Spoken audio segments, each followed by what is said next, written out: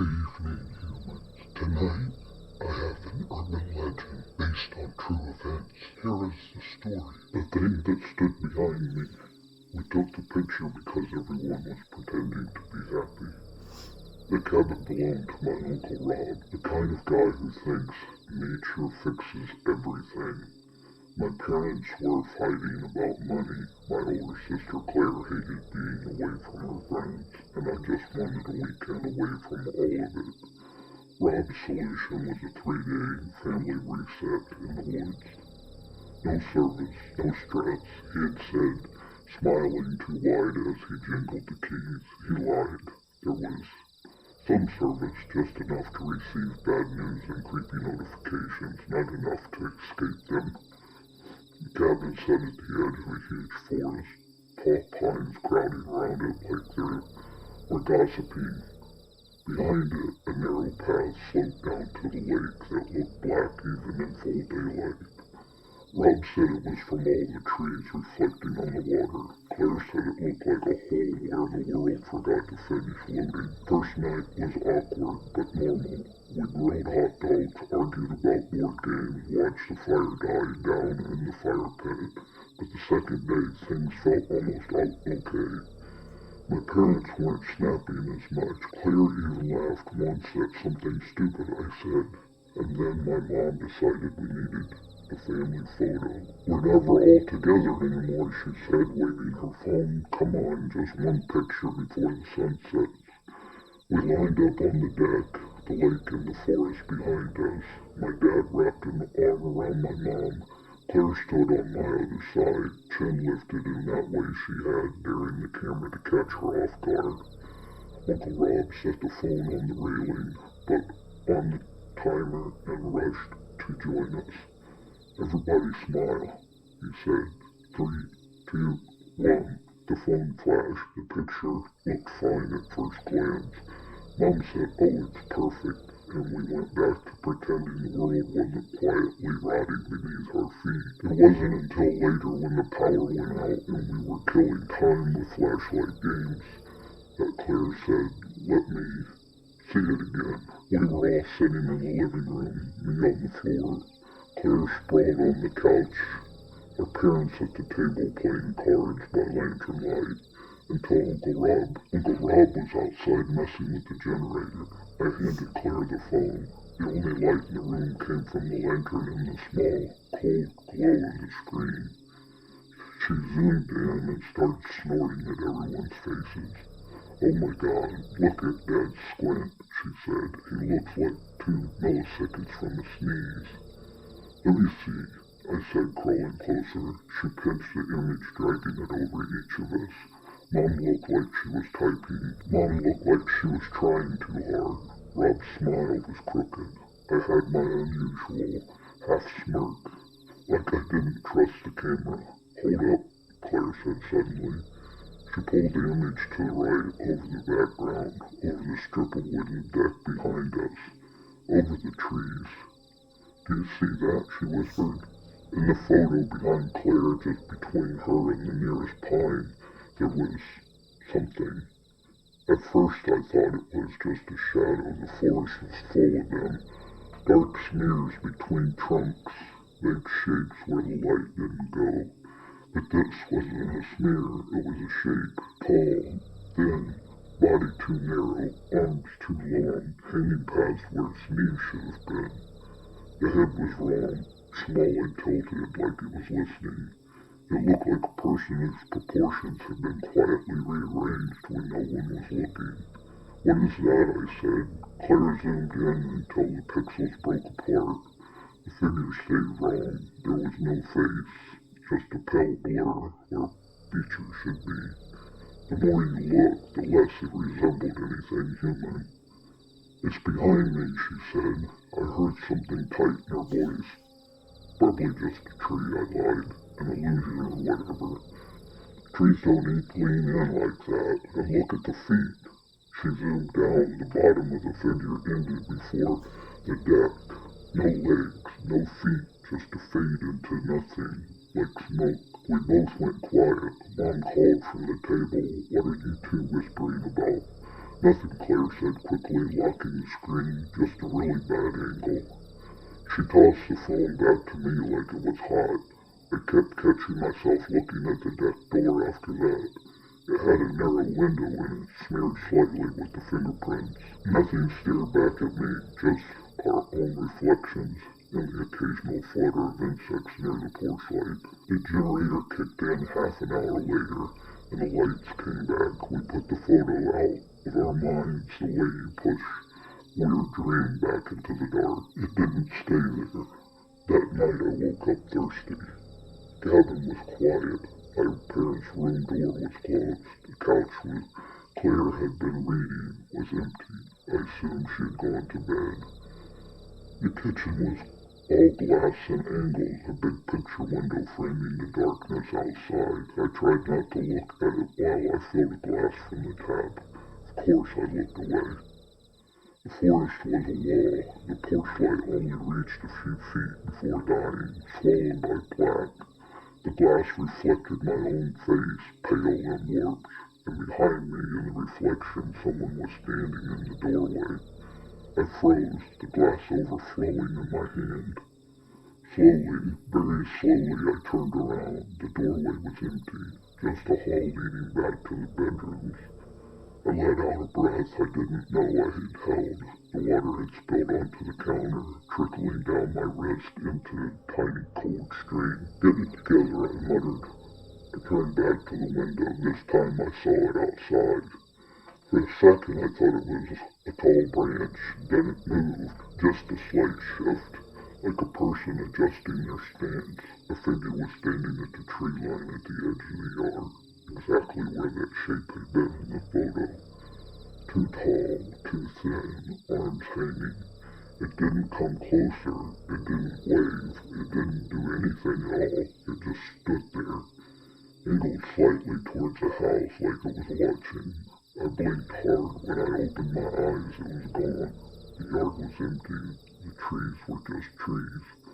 I didn't sleep much after that. The next morning things were wrong. Not dramatically, no screaming, no blood, just off. Mom was quieter than usual. Dad kept rubbing his eyes like they wouldn't clear. Uncle Rod made breakfast, burned half of it, and laughed too loud about it. Claire didn't come out of her room. Let her sleep, Mom said. She stayed up late. By 10, she didn't. She still hadn't emerged. Mom knocked. No answer. I felt that knot from in my stomach again, the same one I had looking at the picture. Claire, Mom called. You awake? She opened the door. The bed was empty. The blankets were shoved aside, tangled like someone had gotten out in a hurry. Her duffel was still in the corner, unzipped, clothes spilling out. Her phone lay face down on the bedside table. The bathroom was empty, so was the rest of the cabin. The front door was unlocked. She probably went down to the lake, Dad said, too fast. You know how she is, wants to be alone in the morning. Without her phone, I said. He didn't answer. We split up. Mom and Uncle Rob checking the property. Dad heading toward the dirt road where his truck was parked. I took the path down to the lake. The trail sloped between pines and thick underbrush. Smell of damp earth strong enough to taste. The air got cooler and closer. I got to the water. Birds chattered overhead like they were arguing about something. Claire, I said. Claire, I called. No answer. The lake appeared through the trees all at once, a flat sheet of dark glass. Mist clung to the shore, lifting slowly as the sun climbed. The dock extended 10 feet into the water, gray boards slick with dew. Her shoes were on the shore, side by side, like she had stepped out of them carefully. My heart started hammering. Claire, I shouted, voice cracking. Nothing answered but my echo and a distant crow. I walked out onto the dock. The boards creaked under my weight. The water below was too dark to see into. My own reflection wobbled on the surface, a distorted version of me stretched by the ripples. For a second there were two reflections, mine and another, standing just behind my shoulder, tall, thin. I spun around. The dock was empty. I turned back. Watching my reflection look back at me now, breathing hard, I stay there until Dad's hand landed on my shoulder, making me jump. Anything he asked? I shook my head. His face went tight. He walked the shoreline, scanning the water, calling her name like it might be hiding in the reeds. By noon, we had called the police. By evening, the lake was full of men in boats, dragging ropes and hooks through the water. People from neighboring cabins came out to watch, faces pale and fascinated. They found nothing, no body, no clothes, no sign she had gone into the water at all. Sometimes kids wander off, one of the deputies said. She probably took a trail, got turned around. She doesn't go anywhere without her phone, I said.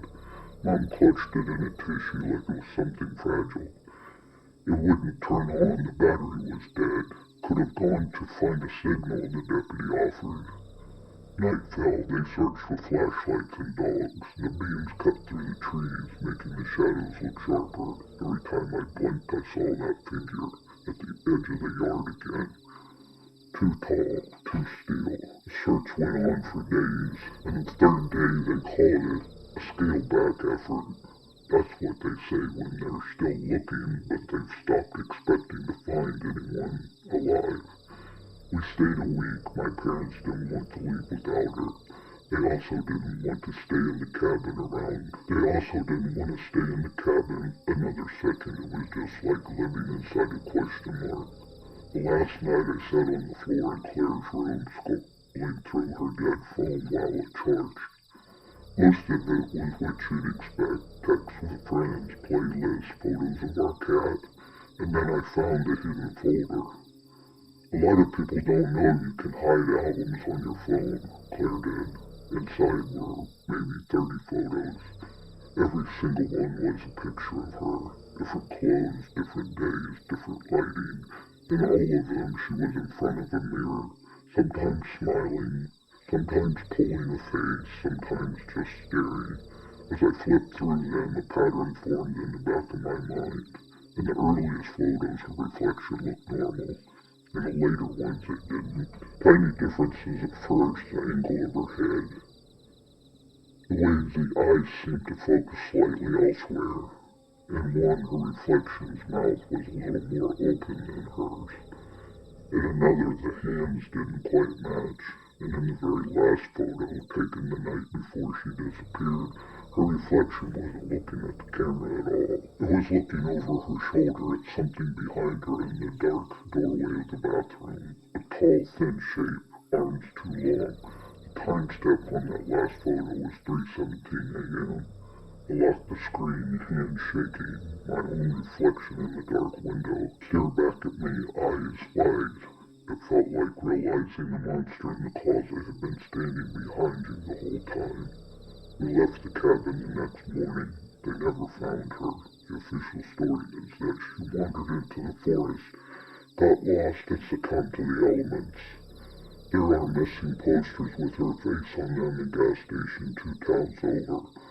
The unofficial story, the one people whisper when they trot out our tragedy on bonfires and sleepovers, is different. It starts with a picture, a family on a deck, a tall thin shape in the background that nobody saw in time. They call it a glitch, a smudge, an artifact. I know better. The photo synced to our cloud. I downloaded it when we got home and stared at it until my eyes burned. The thing behind Claire is clearer now, that I've seen in other places. It's not just taller than us, it's wrong in ways the mind just doesn't like to catalog. Its arms are slightly bent, like it's in motion. The head is tilted, listening, and its whole body leans towards her, like it's already chosen. I tried to delete the picture once. My finger hovered over the trash icon. I couldn't do it. If I delete it, it feels like admitting she's never coming back, like erasing the last proof that something unnatural took her, and it wasn't our fault for letting her walk down to the lake alone. So I keep it. Sometimes late at night, I open the photo and stare. Here's the part I don't tell anyone, not my parents, not the cops, not the therapist that sent me to who. smell like coffee and old carpet. The thing in my background isn't always in the same place. Every few weeks when I look, it's closer. At first it was halfway between the trees and the deck. Next time it was just standing at the bottom of the steps. The time after that it was on the deck itself, behind Claire's shoulder, its head hovering just above hers. Last night I checked again. The deck, the trees, my family were all there, frozen in the same split second.